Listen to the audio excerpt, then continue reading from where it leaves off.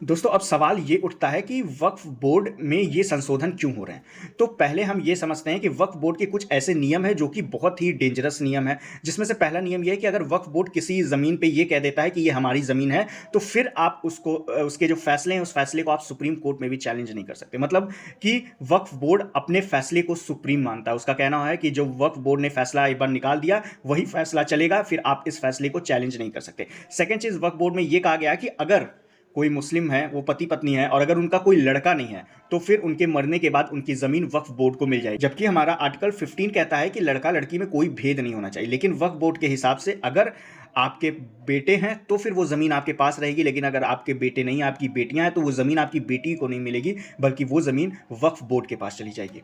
तो ये दो ऐसी चीज़ें, एक तो अपने पावर को सुप्रीम मानना, अपने फैसले को सुप्रीम मानना, और दूसरा इसमें लड़कियों का कोई योगदान ना देना। तो ये दो ऐसी चीज़ें हैं जिसकी वजह से ये बिल में अमेंडमेंट लाने की कोशिश की जा रही थी, और फाइनली इस बिल में अमेंडमेंट के लिए बिल पास भी हो गया और अच्छे खासे नंबरों से इस बिल को पास कर दिया गया है। अब पास तो संसद में कर दिया गया है, लेकिन जो वो 4 संशोधन जो जोड़े गए हैं वो बहुत महत्वपूर्ण और इंपॉर्टेंट संशोधन है। पहला संशोधन ये है कि जो वक्फ बोर्ड जो है, आपको मैं पहले ये चीज़ आपको बता देता हूँ कि वक्फ बोर्ड के पास आज के समय में पूरे भारत में तीसरे नंबर पे सबसे ज़्यादा ज़मीन है। 1 लाख करोड़ की ज़मीन वक्फ बोर्ड के पास है। सबसे ज़्यादा भारत में ज़मीन रेलवे के पास है, दूसरी सबसे ज़्यादा ज़मीन रक्षा मंत्रालय के पास है, और तीसरी जो सबसे ज़्यादा ज़मीन अगर किसी के पास है तो वो है वक्फ बोर्ड के पास। 1 लाख करोड़ की ज़मीन उसके पास है।